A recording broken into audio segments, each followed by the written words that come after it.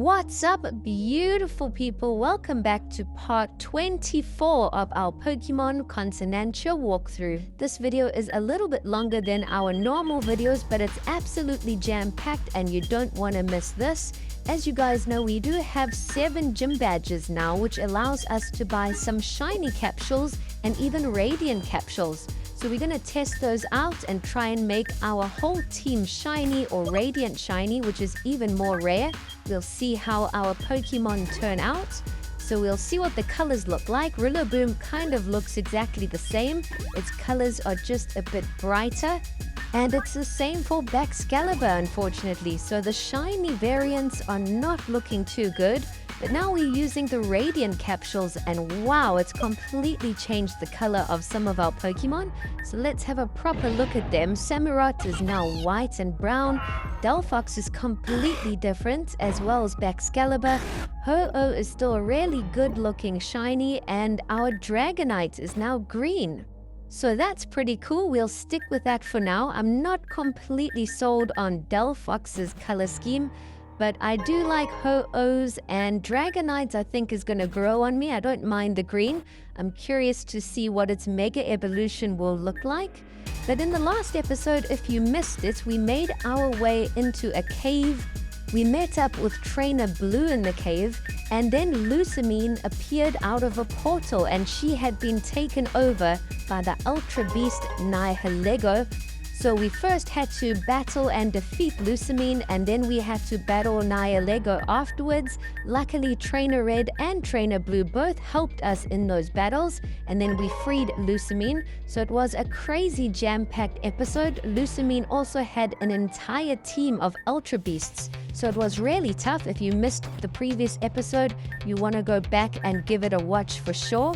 But we ended off last episode in this town called Bruna Town. We are just busy exploring it now. We're trying to chat to everyone and explore all the houses. It looks like we've just entered some kind of training gym. We have just found Hala here, and it looks like we might have a battle on our hands.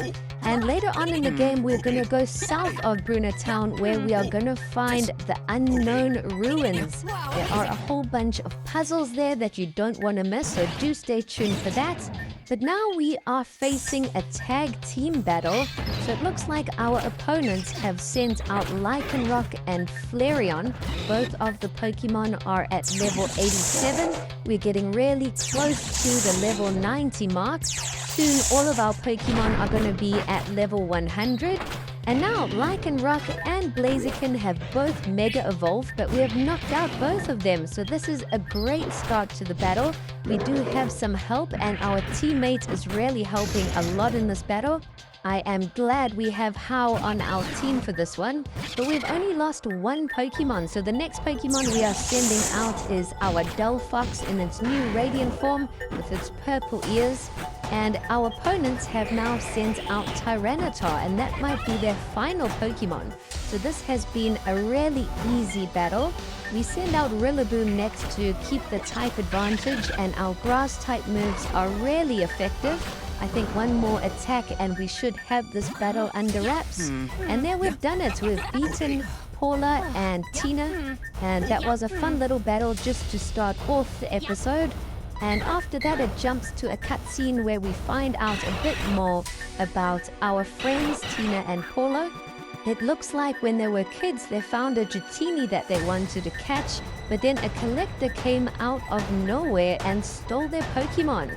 So I think that has maybe changed their direction in life.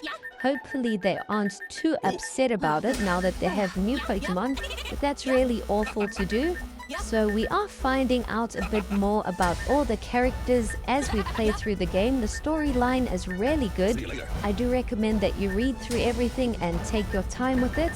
I try and fly through things just so the video isn't too long, but I have read through all the story off camera.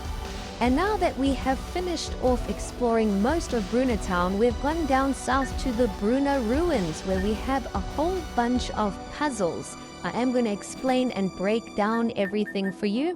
When you enter the area, there are first 4 puzzles that you've got to put together. I am quickly going to fast forward and show you how to complete these 4 puzzles. The first one is Kabuto. It's pretty easy.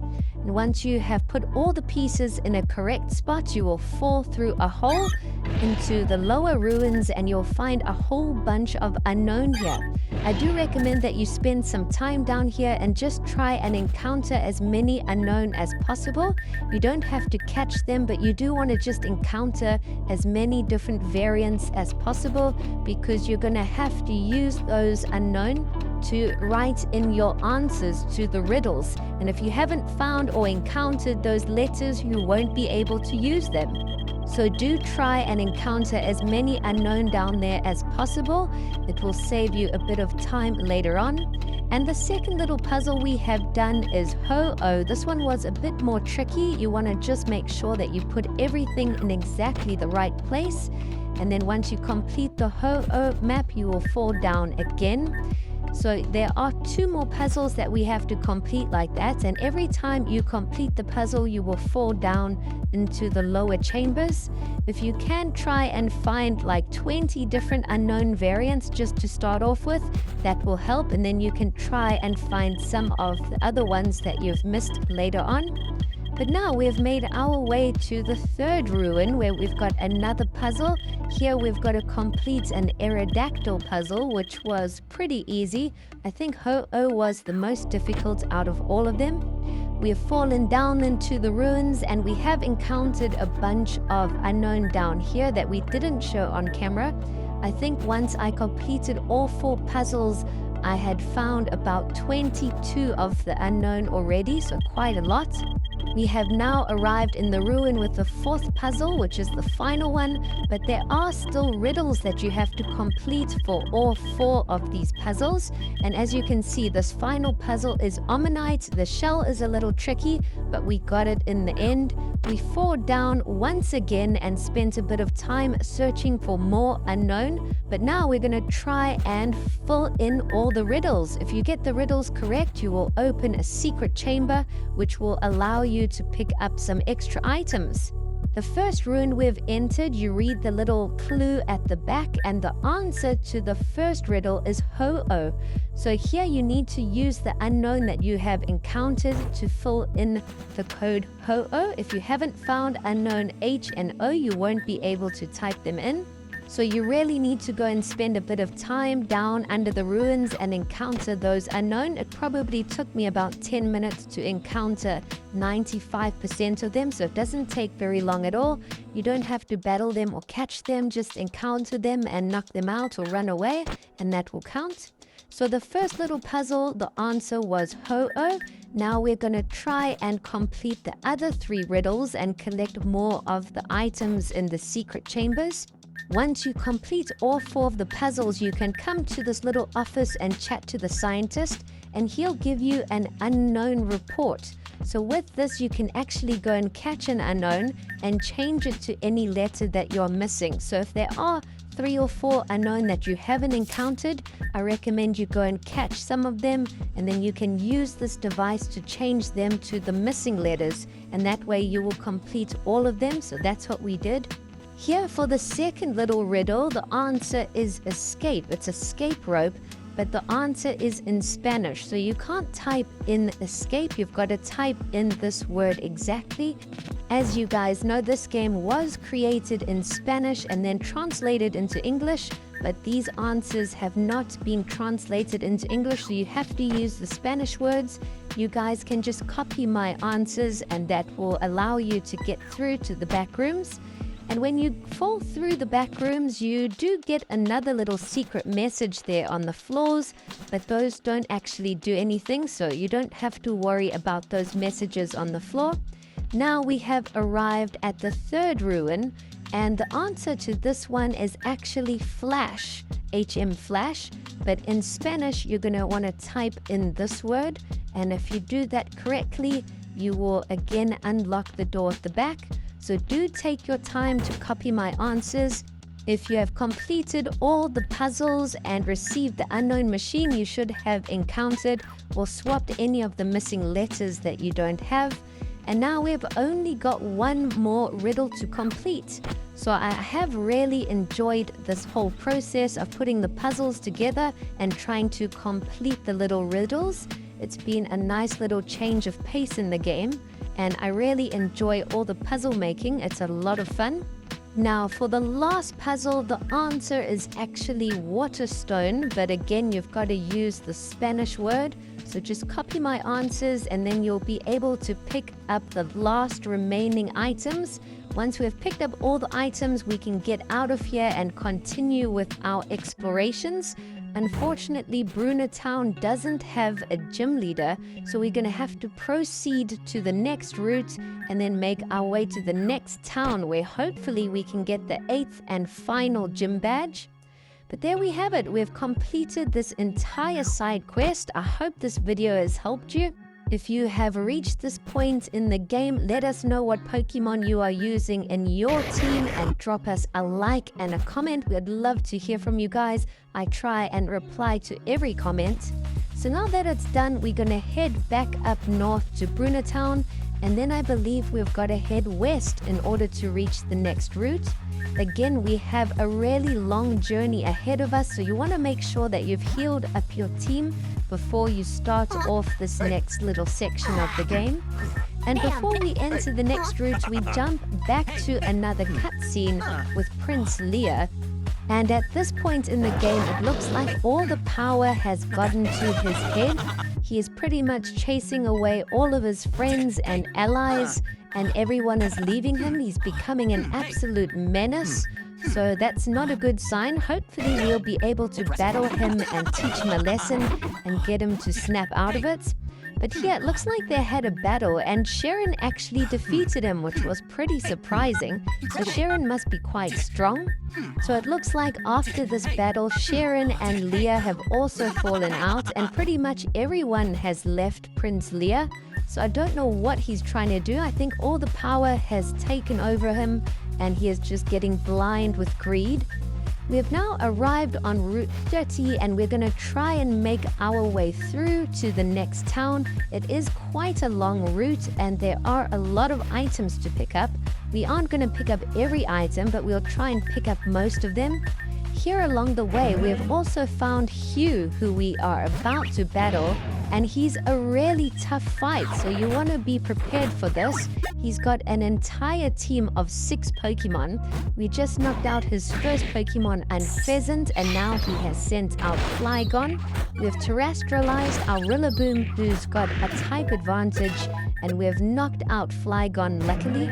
The next Pokemon Hugh has sent out is Bouffalance, which is the normal type Pokemon. It knocks out our Rillaboom, but we send out Samurott to finish it off. Hugh's next Pokemon he sends out is Simipour. Our Samurott is not in good shape, but we did get 1 or 2 little attacks in, so that definitely helps. And now we have sent out Dragonite, and we've just Mega Evolved it. And I must say, the green and blue Dragonite look pretty cool. The next Pokemon that Hugh has sent out is a level 86 Electros.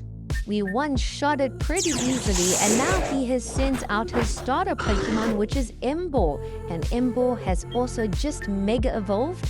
Luckily, we still have 3 Pokemon left in our team, and our Delphox finishes it off. So we have defeated Hugh, and as a reward, he gifts us a Life Orb, which is a hold item.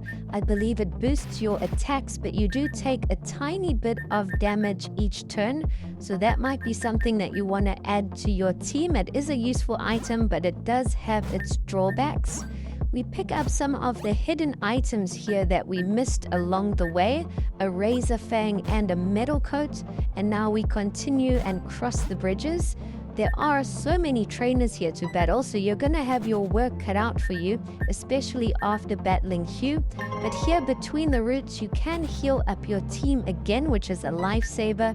And now we've just arrived in Varmmer Desert. As you can see, it's really sandy and you can hardly see what's happening in this place. So we're going to try and make our way through here as quickly as possible. It is a brand new route, so you might want to check what wild Pokemon you can encounter here. The later on we get in the game, the more rare and awesome Pokemon we are finding in the wild. So definitely check your little wild radar for what you can find. We try and pick up all the items that we come across, and we finally defeat one of the trainers and make our way south to the next part of the desert. And we still haven't arrived at the town, so this, I'm hoping, will take us to the town. We're going to try and work our way through this little maze and then see where we end up. We've just picked up a protector item, which I think is used to evolve Rhydon into Rhyperior. And there are more items here to pick up. We just picked up a nugget and a PP Max. At this point in the desert, you can head west there through that route, and I believe it will send you off on a little side quest. But I'll rather leave that for later on or post-game.